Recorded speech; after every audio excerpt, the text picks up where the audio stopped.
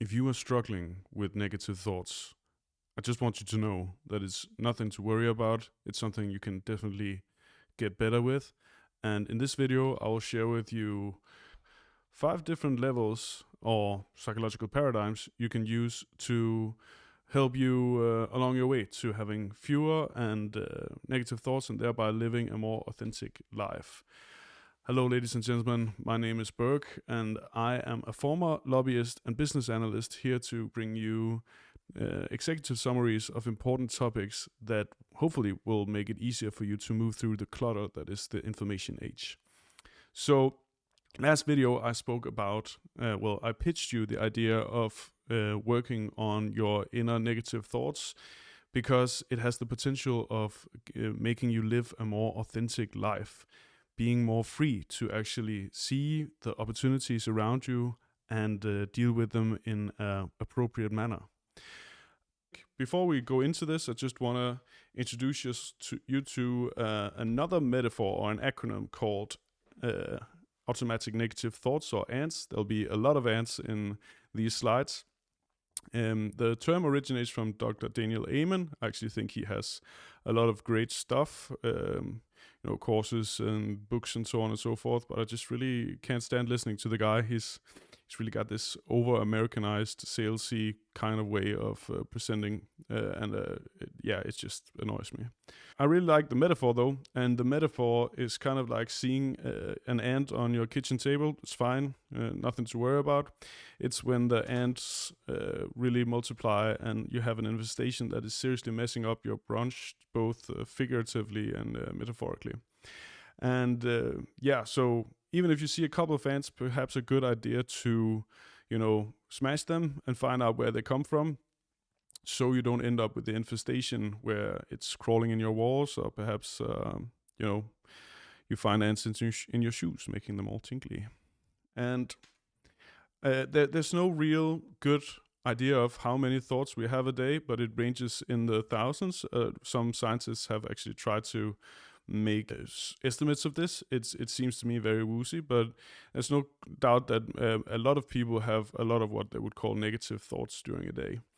And now that I'm also introducing the ant metaphor, I'm mixing metaphors, which I was told all my life that I can't do, but here you have a nice little illustration of ant vampire ant. And I actually like that mixing of metaphors because it makes it so that the negative thought is kind of minuscule and something that you can just, flick, and it will get out of your life, at least until the next one jumps out at you. I also want to address this issue of metaphors here, because metaphors are actually extremely important when it comes to changing mental operations. And I learned it when I was coaching singers, because you can't see the vocal cords, and a lot of how you use your body is actually kind of hard to tell people to do. It's oftentimes easier to use metaphors. And what you realize as a singing coach in those conditions is that you will see people needing different metaphors for the same types of physical techniques. And that sort of shows you that each metaphor is appropriate for a certain kind of person, certain kind of personality profile. So when you think about psychological paradigms describing psychological issues, you could also think about it as different metaphors, which we are, forcing down over a very intangible and elusive subject, elusive operation. And the type of metaphor that we are using will lend us certain affordances of what can be done with this mental operation. Exactly the same as if the typical one, if you have a hammer, all you see is a nail.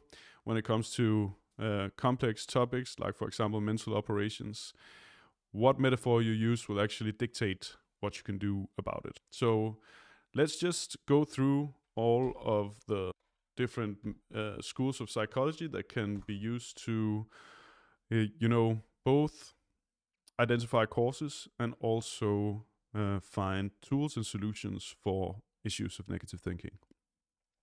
So, like I said, we're going from the outside in, but if any of these metaphors speaks to you, or any of these lenses, paradigms of psychology speaks to you, you could just start there.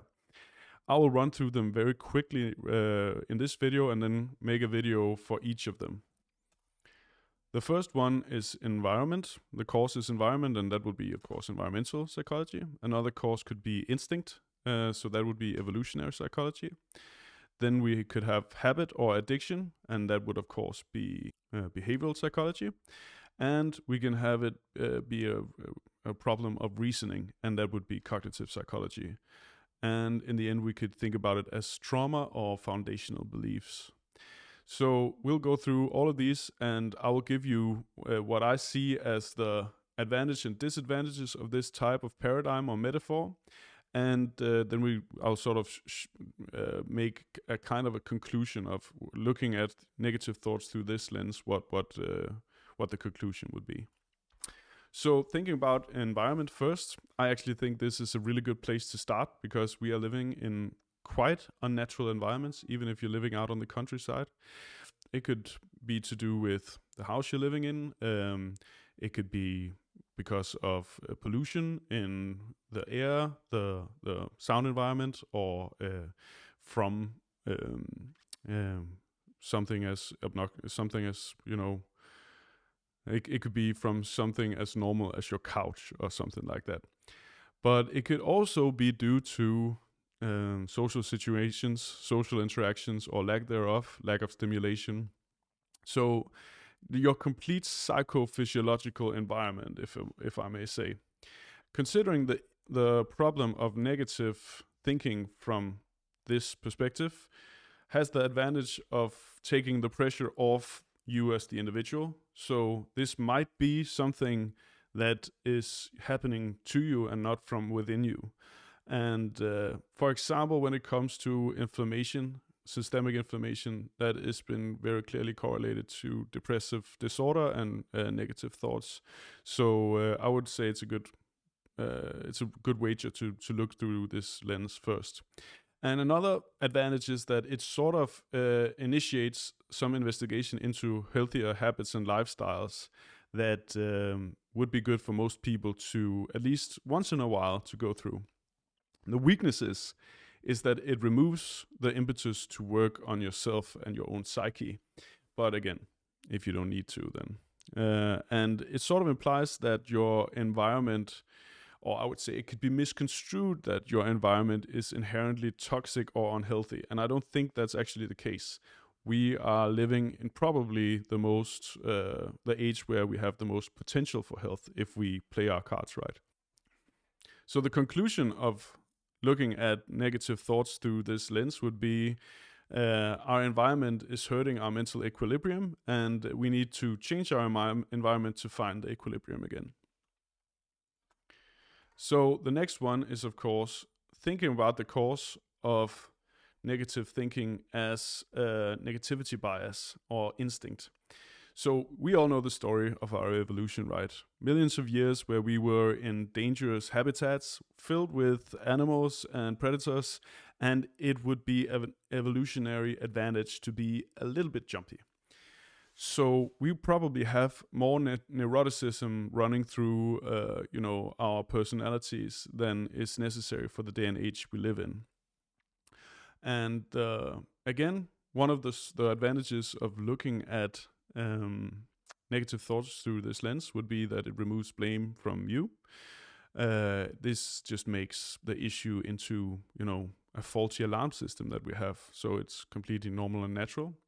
The weakness is that I would say it's sort of deterministic, and it can seem like then you just, have to live with this brain that is kind of a bitch the rest of your life.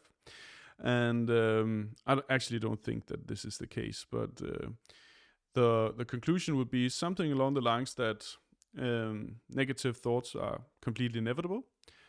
They are a part of a faulty alarm system that when there are too few dangers around, it will come up with hallucinations and what we would technically call artifacts.